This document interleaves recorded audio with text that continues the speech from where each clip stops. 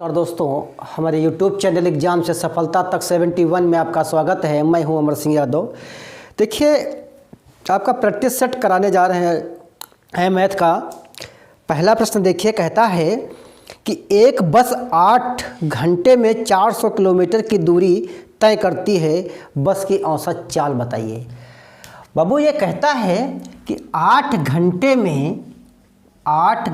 में 400 किलोमीटर की दूरी। औसत चाल का मतलब होता है कि 1 घंटे में कितनी जाएगी। तो भैया, औसत चाल जब भी पूछे तो एक फार्मूला याद रखना। औसत चाल बराबर होगा कुल चाल, कुल दूरी और बटे समय, किसी का भी औसत हो। तो भैया 400 और बटे 8, 8 पंचे 40 और 8 0 0 यानी 50 किलोमीटर प्रति घंटा उसकी चाल रही होगी, औसत चाल। आपका ऑप्शन नंबर इसमें कौन सही होगा? बी बिल्कुल सही आंसर होगा। प्रश्न नंबर 2 देखिए, कहता है निम्न दंड चार्ट में विद्यार्थी द्वारा खेले गए दर्शाता है का अध्ययन करें या प्रश्न का उत्तर दीजिए कि कितने विद्यार्थी टेनिस खेलते हैं। तो देखिए, जो ये चार्ट बना है आपका इस प्रकार से चार्ट बना है, इस प्रकार से ऐसे। जो टेनिस की लाइन है बाबू, वो कितने पर गई है? जो टेनिस की लाइन है आपकी, वो 10 नंबर पर गई है। तो ऑप्शन नंबर आपका ए बिल्कुल सही आंसर है। प्रश्न नंबर 43 देखिए, कहता है निम्न चित्रलेख से एक विद्यालय के छात्रों द्वारा प्रयोग किए गए यातायात के विभिन्न साधनों को दर्शाता है। कहता है कितने प्रतिशत छात्र ने स्कूल बस का उपयोग किया। अगर एक मोजी, जो चित्र बना है उसे मोजी कहते हैं, एक मोजी बराबर 50 के बराबर हो तो एक बात भैया बताओ, जो ये मोजियों की संख्या है वो कितनी जरा है? गिन के देखिएगा। 2 2 4 2 6 2 8 2 10 2 12 2 14 1 15। तो जो मोजियों की संख्या है वो 15 है, लेकिन एक मोजी बराबर है 50 के। तो 15 × 5 = 75 यानी 750 छात्र हुए ना। और जो बस द्वारा हैं, जो बस का प्रयोग करते हैं वो 2 2 4 6 यानी 6 मोजी जो हैं वो बस का प्रयोग करते हैं। तो एक छात्र की संख्या 50 है, तो 6 छात्रों की संख्या कितनी हो जाएगी? 6 पंचे 30। अब कहता है कितने प्रतिशत जो है बस का प्रयोग करते हैं। तो भैया 30 जो है 300 हैं ये बस का प्रयोग करते हैं। कितने में? 750 में करते हैं ना। 0 से 0 कैंसिल। 15 दूनी 30 और 15 × 5 = 75, 5 दूना 10 और 5 0 0, 20 दूनी 40। तो 40% बाबू जो है ये स्कूल बस का प्रयोग करते हैं। तो ऑप्शन नंबर आपका जो है इसमें जो है सी सही होगा। प्रश्न नंबर 4 देखिए, कहता है 12 किलोग्राम आलू का मूल्य 360 रुपये है, तो 8 किलोग्राम आलू का मूल्य क्या होगा? जो 12 केजी आलू है उसका जो मूल्य बाबू है जानते हो? 360 रुपये है। तो कहता है 8 किलोग्राम आलू का मूल्य क्या होगा? तो भैया 12 अगर हम नीचे कर देते हैं तो 1 केजी का हमें आलू का मूल्य पता चल जाएगा। लेकिन कहता है जानते हो क्या है? 8 केजी का हमें चाहिए। तो 4 दूनी 8 और 4 तियाँ 12 और 3 कन्ना 3, 3 दूनी 6, 3 0 0। तो 12 दूनी 24 और ये 0, 240 रुपये जो है 8 केजी का मूल्य होगा। ऑप्शन नंबर बी बिल्कुल सही आंसर होगा। प्रश्न नंबर अगला देखिए, कहता है एक पुस्तक 150 में खरीदी गई और 180 में बेची गई। तो भैया बताओ जरा कितने प्रतिशत का लाभ हुआ?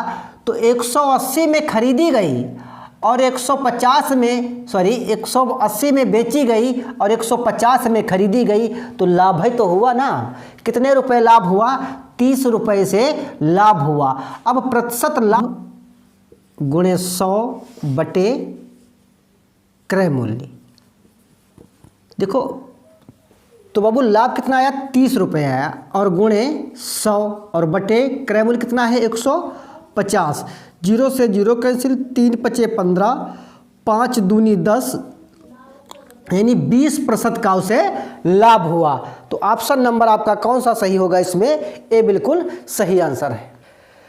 अगला प्रश्न देखिए, कहता है एक हाल की बीमाएं 4.8 मीटर गुणे 3.6 मीटर हैं।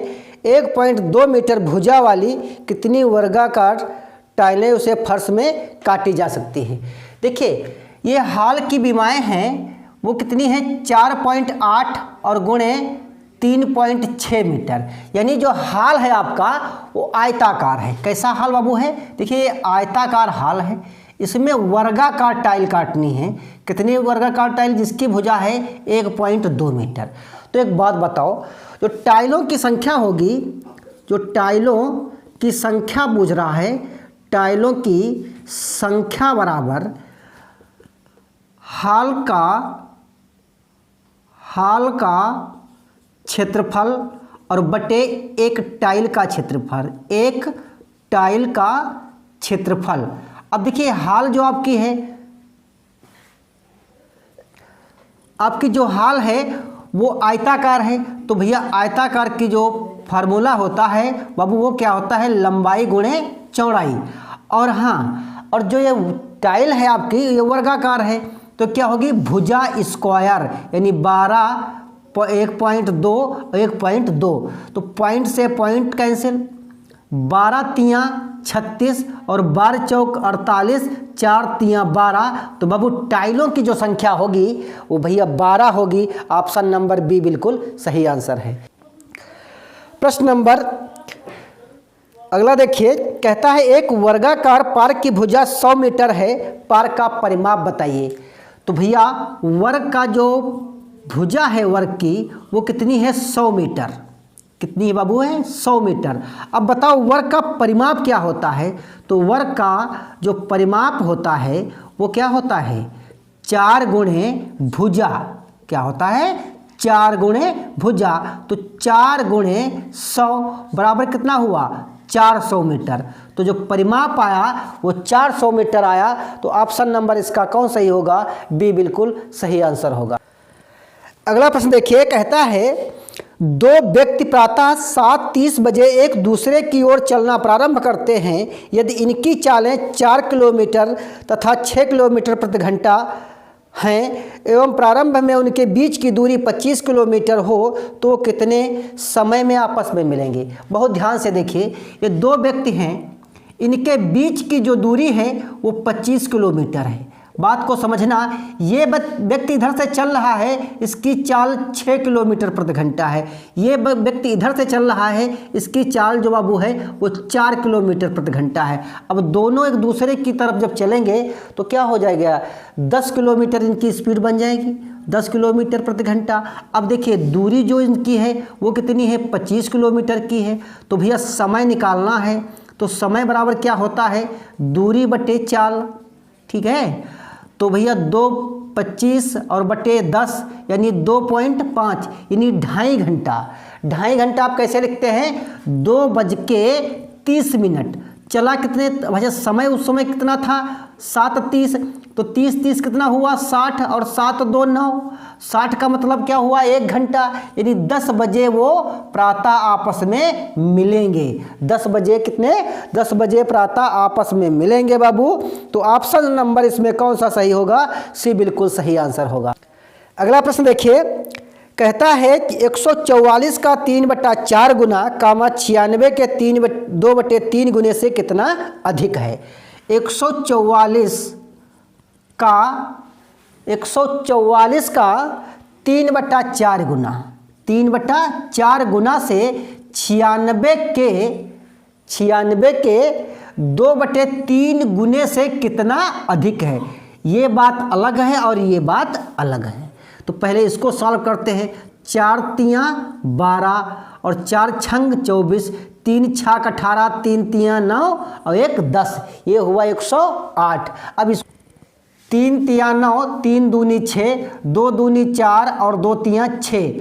अब ये कितना किससे अधिक है? तो भैया 64 से अगर हम 64 माइनस करेंगे तो भैया कितना बचेगा? 44 बचेगा।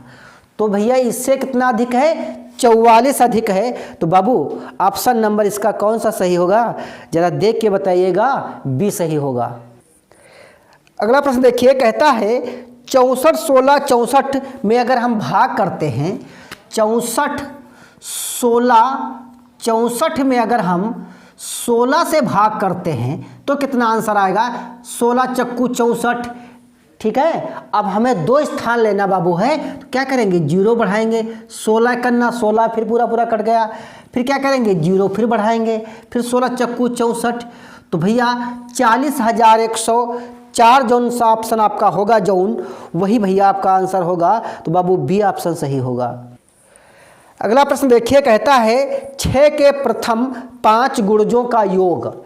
ध्यान से देखिए, 6 के प्रथम 5 गुणजों का योग। एक बात ध्यान रखना, जो के है वो कितना है? 6, और जो n है वो कितना है? 5। ये तो इनका जो योग होगा तो फार्मूला होता है kn, n+1 और बटे 2। तो k कितना है इसमें? 6, और n कितना है? 5, और 5 + 1 और बटे 2। तो 6 पंचे 30 और गुणे 5 1 6 और बटे 2। तो 2 तियाँ 6, 3 तियाँ 9 और 0, यानी 90 इनका योग होगा। तो ऑप्शन नंबर इसमें कौन सा सही बाबू होगा? ऑप्शन नंबर ज़रा देख के बताइएगा, ए बिल्कुल सही होगा। अगला प्रश्न देखिए, कहता है 3/4 3/4 और 4/5 + 8/25 का समतुल्य होगा।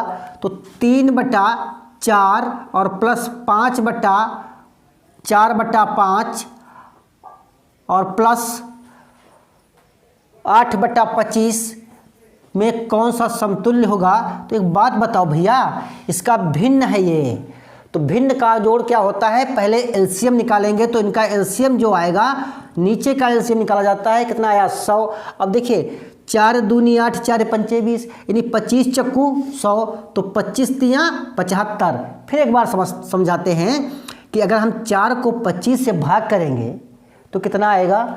4 को अगर 100 से भाग करेंगे 25 आएगा, तो कितना आया? 25 आया। तो ऊपर गुणा करेंगे, 25 तियाँ 75, 5 दूनी 10, 20 आया, 20 पंचे 100 प्लस 20 चक्कू 80 और 25 चक्कू 100, 8 चक्कू 32। अब इनका योग कर लेते हैं, तो योग करेंगे 3 2 5 2 7 और 8 3 11 और 7 11 7 18 आया। अब क्या करेंगे? 2 स्थान बाद पॉइंट लगा देंगे, तो 1.87। यहाँ पर एक 0 अगर बढ़ा सकते हैं, कितने भी 0 लगा दे कोई फर्क नहीं पड़ता है बाबू। तो ऑप्शन नंबर ए बिल्कुल सही आंसर होगा। अगला प्रश्न देखिए, कहता है 3.65 गुणे 0.5 बराबर 1.825 है। तो 365 गुणे 0.5 क्या होगा? बाबू ये प्रश्न कहता है 3.65 गुणे 0.5 का अगर हम गुणा करते हैं तो 1.825 आता है। तो अगर हम इसका गुणा करेंगे तो इतना ही उत्तर आएगा 1825। लेकिन यहाँ पॉइंटों का खेल बता रहा है। देखिए इसमें क्या हुआ, 2 स्थान बाद पॉइंट है, 1 स्थान बाद पॉइंट है, तो हमें इसके उत्तर में 3 स्थान बाद पॉइंट रखना था। अच्छा बाबू इसमें क्या है, 1 स्थान बाद पॉइंट है, तो हमने 1 स्थान बाद पॉइंट रख दिया। अब ऑप्शन नंबर आपका ए बिल्कुल सही आंसर है। अगला प्रश्न देखिए, कहता है 6 के प्रथम 5 गुणजों के योग से आने वाली संख्या के इकाई तथा दहाई के अंक पर स्थान का जो अंतर होगा वो बताना होगा। तो 6 के 5 गुणजों का योग, ऐसा प्रश्न करा चुके हैं। तो फार्मूला बाबू क्या था? n+1 और बटे 2, यानी 6 गुणे 5 और प्लस 5 1 6 हो जाएगा और बटे 2, 2 तियाँ 6, 6 पंचे 30 और तियाँ 90। अब 90 और इनका जब हम इकाई और दहाई का अंतर करेंगे तो कितना अंतर आएगा? 9 आएगा अंतर। तो ऑप्शन नंबर इसमें कौन सा सही होगा? ऑप्शन नंबर डी बिल्कुल सही आंसर होगा। अगला प्रश्न देखिए, कहता है वह बड़ी से बड़ी संख्या ज्ञात कीजिए जो 1277 और 113 को भाग करने पर प्रत्येक स्थिति में 3 शेष बचे। तो 1277 ये भैया है 12 और ये है आपका 77। और दूसरी बात कहता है 13 और 68 में अगर हम इन तीनों में दोनों में अगर हम 3 घटा देते हैं, 3 घटा देते हैं तब इनका जो है अगर हम HCF निकाल लेते हैं तो वही संख्या होगी। तो जब घटाएंगे तो 1274 होगी, और अगर हम इससे 3 घटाते हैं तो बाबू हमारा जो आएगा 1365 आएगा। कितना आएगा? 1365। अब 1274 और कामा 1365 का अगर हम HCF निकाल लेते हैं भाग विधि से तो ये करना पड़ जाएगा। तो 1274 कितना बचा यहाँ पर 1, और यहाँ पर 16 से 7 गए, कितना बचा 9, और इधर जो है 12 और 74 को अगर हम काटते हैं तो यहाँ पर कितना बचेगा 6, और यहाँ पर कितना बचेगा 3, और यहाँ पर बचेगा कितना 4। फिर चक्कू पर काटते हैं, 4 करना 4 और 9 चौक 36। तो वह जानते हो बड़ी से बड़ी संख्या 91 रही होगी, जो इनको भाग करेगी तो 3 3 शेष बचेगा। तो ऑप्शन नंबर इसमें कौन सा सही होगा? सी बिल्कुल सही होगा। अगला प्रश्न देखिए, कहता है 114 और 95 का एलसीएम। 114 और 95 का एलसीएम तो भैया भाग विधि से करेंगे, 2 से काटेंगे, 2 पंचे 10, 2 सत्ती 14, 95 तो कटेगा नहीं। फिर 3 से काटते हैं, 3 दूनी 3 करना 3, 3 एक कम 3 और 3 9 27, 95 नहीं कटेगा। 5 से काटते हैं, 19 से तो ऐसे उतारेंगे, फिर 19 पंचे 95, फिर 19 से करना 19, 2 3 6 पंचे 30 और गुणे 19, 19 3 57 और 19 0 0। तो इनका जो एलसीएम आएगा 570 आएगा। तो भैया 570 ऑप्शन नंबर इसमें कौन सा सही होगा? ऑप्शन नंबर जो है ए बिल्कुल सही आंसर होगा। देखिए ये बहुत अच्छा प्रश्न है, बोर्ड मार्क्स से प्रश्न आया है। ठीक है, सबसे पहले क्या करते हैं, इस ब्रैकेट को हल करते हैं। ब्रैकेट से हल करते हैं, 4 से 3 गए, कितना बचा 1, कितना बचा 1। फिर मंझला ब्रैकेट और गुणे ये 2, ठीक है, ये मंझला ब्रैकेट और ये -5, ये बड़ा ब्रैकेट लग गया। फिर आपका ये बड़ा ब्रैकेट और ये 6, फिर प्लस 24। इस प्रकार से हल करना होता। अब देखिए इसकी गुणा करते हैं, तो 2 एक करना 2, अब 2 एक करना 2 हो गया। तो 5 से 2 गए, कितना बचा यहाँ पर 3, और ये ब्रैकेट भैया माइनस का हो गया आपका। अब ये मंझला ब्रैकेट हल हो गया। अब ये 6 हो गए, ठीक है, ये 6, अब 6 और प्लस ये 24। अब बताओ 6 से 3 गए, कितना बचा 3 बचेगा। तो ये 24 और ये 3, तो 24 3 कितना हुआ 27 तो होगा। तो ऑप्शन नंबर इसमें कौन सा सही होगा? ऑप्शन नंबर डी बिल्कुल सही आंसर होगा। अगला प्रश्न देखिए, कहता है 13 के प्रथम 7 गुणजों का योग निकटतम बताना है। तो 13 के प्रथम 7 गुणजों का योग हमें बताना है। अब भैया गुणजों का योग जो बताना है तो 2 चक्कू 8, 13 सत्ती 91 और गुणे 4, 4 करना 4 और 4 नाम 36, यानी निकटतम बता रहा है ना। तो निकटतम बताना है तो भैया 365 लिखेंगे, यही निकटतम का मान होता है। तो ऑप्शन नंबर इसमें कौन सही होगा? डी। अगला प्रश्न देखिए, कहता है राजेश का भार राम के भार से 5 किलोग्राम कम है तथा नेहा का भार राम के भार से 3 किलोग्राम अधिक है। यदि तीनों का कुल भार 103 किलोग्राम है तो राम का भार बताइएगा। ध्यान से देखिए, ऐसे प्रश्न बनाने में आपको बहुत दिक्कत होगी। राम है, राजेश है और ये नेहा है, ये नेहा है, ये 3 नाम दिए हैं। क्या कहता है भैया? कहता है कि राम का भार राजेश के भार से कितना कम है 5 किलोग्राम। तो इसका x होगा, तो इसका भैया ये हो गया। अब क्या कहता है, आगे पढ़िएगा। आगे कहता है कि नेहा का भार राम के भार से 3 किलोग्राम अधिक है। नेहा का भार इनसे कितना अधिक है 3 किलोग्राम। तो इसका कितना था भैया x था ना। अब इन तीनों का जो योग है वो कितना है 103 है। कितना है बाबू 103 kg है। जरा जोड़िए, एक x ये, एक x ये, एक x ये, कितना हुआ 3x हो गया ना। अब ये माइनस के 3 हैं, 5 हैं और ये प्लस के 3 हैं, तो कितना बचा यहाँ पर? कितना बचेगा भैया जरा बताएंगे? ये बचेगा माइनस का यहाँ पर, तो इधर आएगा तो ये जुड़ जाएगा ना। तो 3x बराबर 105 हुआ, 3 × 5 = 15 3 तियाँ 9 और 3 पच्चे 15, तो x बराबर कितना आया 35। तो ये राम का भार आया। अगर किसी और का पूछता, राजेश का पूछता तो 5 कम कर देते, अगर नेहा का पूछता तो 3 जोड़ देते। अब बताओ भैया इसमें कौन सा ऑप्शन सही होगा? ऑप्शन नंबर डी बिल्कुल सही होगा। दोस्तों अगर वीडियो आपको ये पसंद आए तो शेयर कर दीजिए सबके पास। अगला भी प्रैक्टिस सेट आ रहा होगा, सन 2024 के रामबाण होगा। वीडियो देखने के लिए धन्यवाद।